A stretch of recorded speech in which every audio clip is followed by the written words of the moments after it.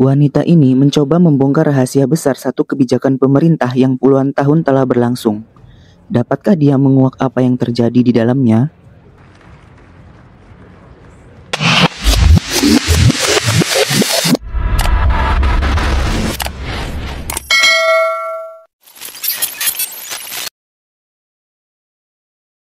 Berlatar di tahun 2043, dijelaskan bahwa bumi sedang dilanda krisis kelebihan populasi.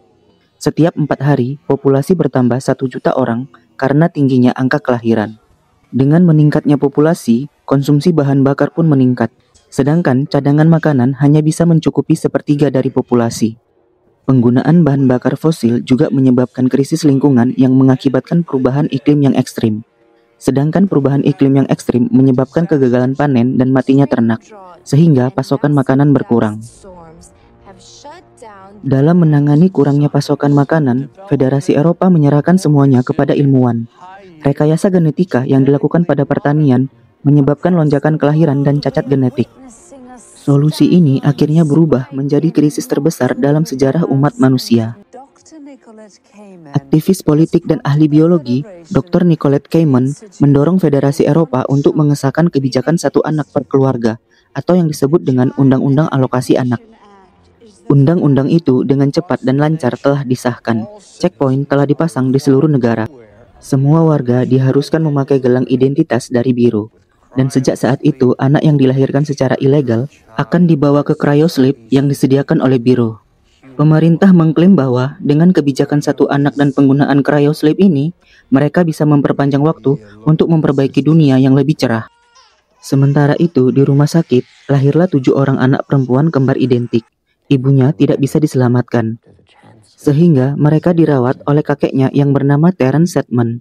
Kakeknya berniat merawat dan menyembunyikan mereka semua dan akan memiliki satu identitas yang bernama Karen Sedman. Mereka bertujuh pun diberi nama sesuai dengan nama hari dari Monday sampai Sunday. Masing-masing boleh keluar rumah sesuai dengan nama harinya.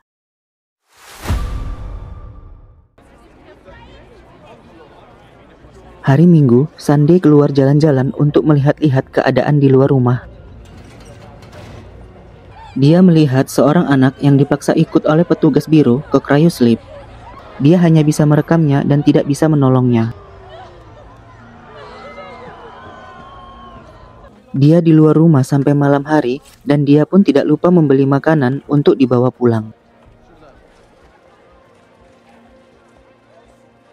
Di apartemen, dia bertemu dengan penjaga apartemen. Penjaga itu bertanya dengan nada penasaran. "Apa rahasia Anda, Nona Sedman? Tadi malam terlihat muntah-muntah di luar, namun hari ini terlihat segar bugar." Mendengar itu, Sunday pun hanya bisa tersenyum.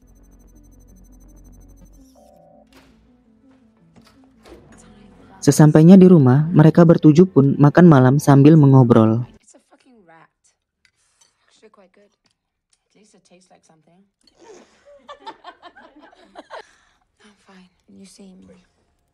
Kembali ke masa lalu, kakeknya mengajari mereka belajar dan akan menentukan profesi mereka ke depan sesuai dengan keahlian mereka. Kakeknya membuat tempat persembunyian yang bisa digunakan dalam keadaan darurat. Mereka juga dilatih dengan cepat membereskan ruangan itu untuk bersembunyi. Kakeknya pun juga membuat gelang identitas untuk mereka semua. Hari pertama sekolah pun tiba. Thursday akan menjadi anak pertama yang keluar rumah. Mereka diajarkan untuk merekam setiap kejadian yang ada di hadapan mereka dan akan dibagikan kepada yang lain setelah pulang ke rumah. Pada hari Sabtu, Saturday keluar dengan kakeknya untuk les balet. Namun diam-diam, Thursday keluar rumah untuk main skateboard. Kakeknya marah-marah karena mereka tidak ada satupun yang tahu.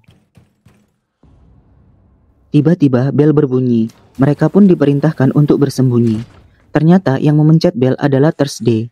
Dia mengalami kecelakaan saat bermain skateboard dan jari telunjuknya patah. Ternyata, apapun yang terjadi pada salah satu dari mereka akan mempengaruhi yang lain. Di sini, karena jari telunjuknya Thursday patah, maka anak yang lain wajib dipotong semua jari telunjuknya.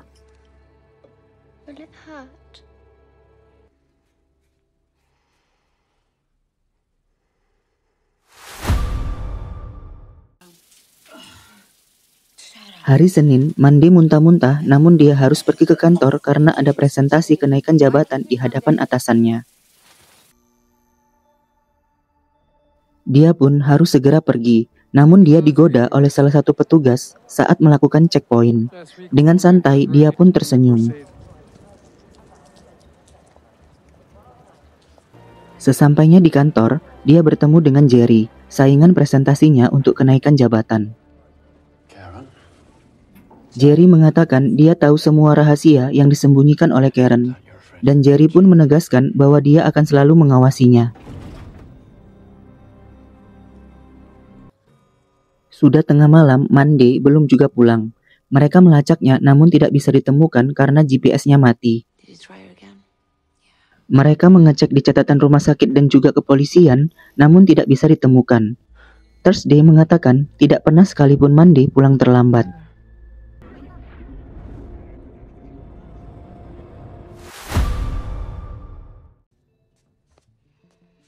Hari Selasa, Tuesday harus keluar untuk pergi bekerja sekaligus menyelidiki apa yang telah terjadi terhadap Monday. Saat keluar, penjaga apartemen mengatakan dia tidak melihatnya kemarin saat pulang ke rumah. Dengan alasan lembur, Tuesday pun pergi. Di kantor, dia bertanya kepada asistennya, kapan asisten itu menyetel ulang komputernya karena Karen kemarin malam lupa mematikannya. Namun asistennya menjawab bahwa Karen pulang lebih awal untuk merayakan promosi jabatannya di bar. Karen pun hanya bisa tertawa dengan alasan lupa.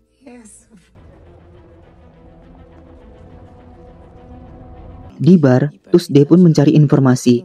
Ternyata kemarin malam, Monday dan Jerry berdebat sebelum meninggalkan bar. Ketika Tuesday hendak keluar, tiba-tiba dia dihadang oleh petugas biru dan dibawa ke kantor biru. Jaringan pelacaknya pun dimatikan. Di kantor biru, Tuesday pun bertemu dengan Nyonya Cayman. Ternyata Cayman sudah mengetahui tentang mereka, 7 bersaudari kembar. Cayman mengatakan berapa banyak makanan yang mereka habiskan yang seharusnya menjadi hak milik orang lain. Asisten Cayman pun mengatakan sisa 5 orang lagi yang harus dibasmi. Di rumah, tiba-tiba ada 3 petugas yang datang dengan bersenjata lengkap. Tak sempat bertanya, penjaga apartemen itu pun ditembak dan tewas di tempat. Petugas itu pun masuk ke rumah mereka dengan menggunakan identifikasi mata seseorang, sedangkan mereka semua bersembunyi. Petugas itu pun berhasil menemukan tempat persembunyian mereka.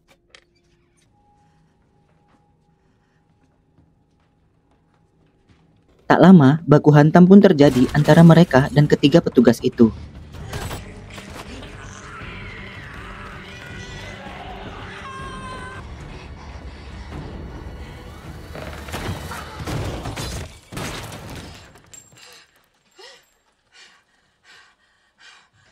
Dalam kejadian ini, Sunday dan 3 petugas itu pun tewas di tempat.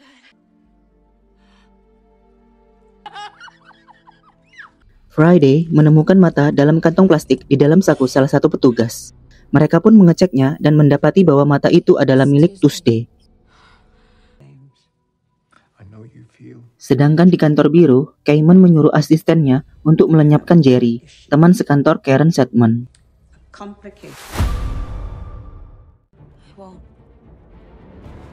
Hari Rabu, saatnya Wednesday keluar mencari informasi dan mendatangi rumah Jerry.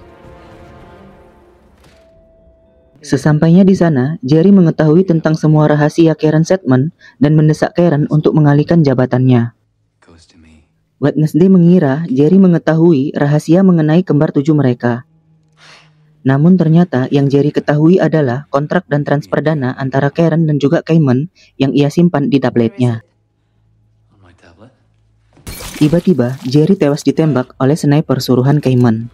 Wednesday pun lari sambil mengirimkan data kontrak itu kepada Friday. Sementara itu, para petugas masuk untuk mencari Wednesday. Wednesday pun berhasil menekuk para petugas yang masuk.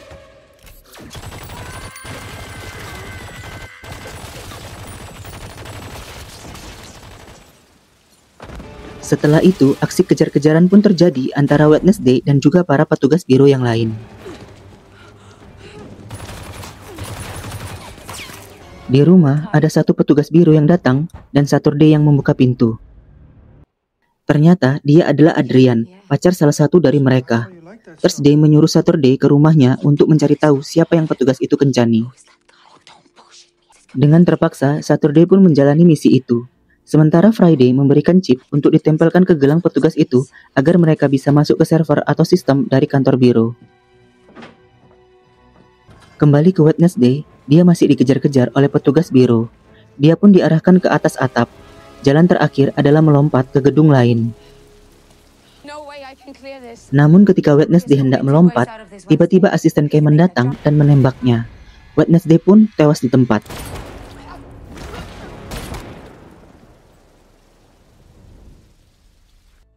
Friday mengecek kontrak yang dikirim oleh Wednesday. Dia mendapati jutaan euro ditransfer ke rekening Cayman di hari yang sama saat promosi jabatan mereka. Namun kontrak itu belum ditandatangani oleh Karen Sedman. Sementara itu di rumah Adrian, Saturday berhasil menempelkan chip itu sehingga Friday bisa masuk ke server kantor biru. Saturday juga mengetahui bahwa yang menjalin hubungan dengan Adrian adalah Monday.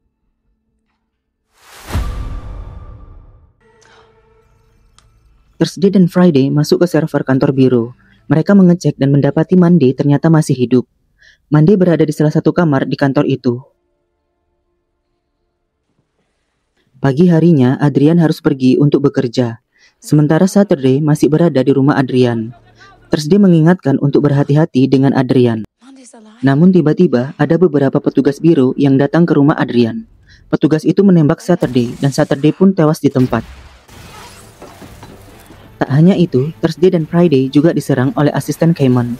Mereka ditembaki gas air mata dan akan diserang oleh beberapa petugas. Thursday dan Friday pun melarikan diri melalui tangga darurat. Namun di sini Friday tidak ikut turun. Dia berencana meledakkan dirinya dengan beberapa petugas yang datang. Namun sebelum itu, Friday mengirimkan beberapa file penting ke seluler Thursday. Beberapa petugas pun bersiap untuk masuk. Namun ketika mereka masuk, ruangan itu pun meledak.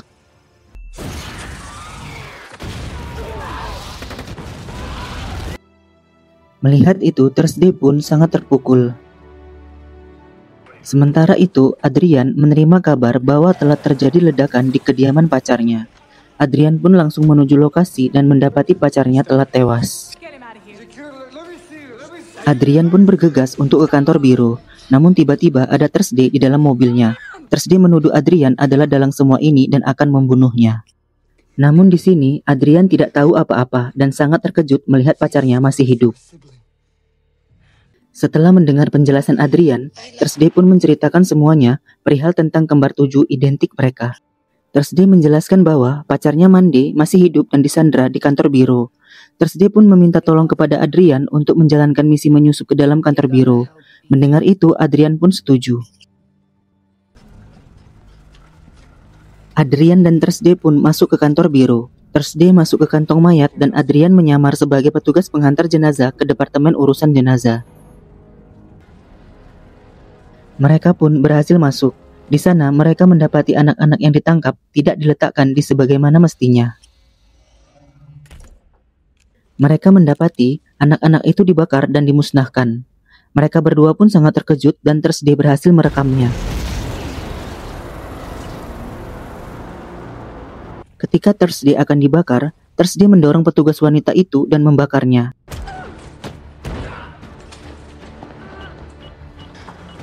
Sementara petugas yang lain di tempat itu berhasil mereka lumpuhkan. Setelah itu, mereka berdua mencari keberadaan Monday. Ternyata di dalam kamar itu bukan Monday yang didapati, melainkan Tuesday yang belum mati.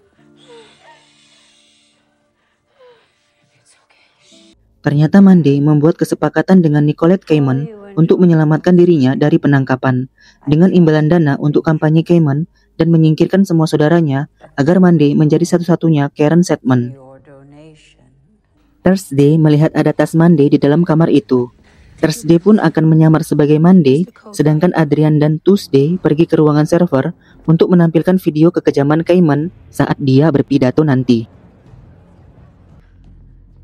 Adrian dan Tuesday pun berhasil masuk ke ruangan server sedangkan Thursday berada di toilet. Tiba-tiba Monday datang dan berniat untuk membunuh Thursday. Sedangkan asisten Cayman mendapati Adrian dan Tuesday di ruangan server.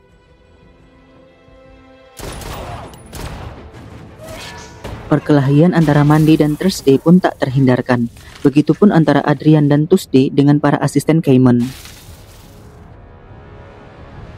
Akhirnya, Thursday berhasil melumpuhkan Monday, sementara Adrian berhasil melumpuhkan asisten Cayman. Thursday pun hadir dalam pidato kampanye Cayman, sedangkan Tuesday berhasil mengupload video kekejaman dan kebohongan Cayman di layar itu. Semua orang pun terkejut.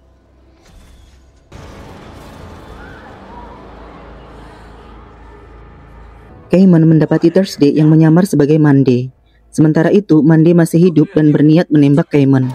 Namun, asisten Cayman menembak Monday terlebih dahulu. Tak lama kemudian, Adrian pun menembak asisten Cayman itu. Terungkap bahwa Monday melakukan semua ini karena dia sedang hamil anak kembar dari Adrian dan melakukan kesepakatan dengan Cayman. Monday pun meminta maaf kepada Adrian dan saudari-saudarinya sebelum akhirnya dia tewas. Sementara itu, Biro Alokasi Anak dibubarkan dan Cayman pun ditangkap. Cayman dinyatakan bersalah dan dijatuhi hukuman mati. Akhirnya, anak kembar dari Adrian pun berhasil diselamatkan. Tuesday berhasil mendapatkan mata barunya dan merubah nama menjadi Terry, sedangkan Thursday tetap menjadi Karen Sedman. Itulah tadi akhir cerita dari film What Happened to Monday. Sampai jumpa di video-video selanjutnya. Bye-bye.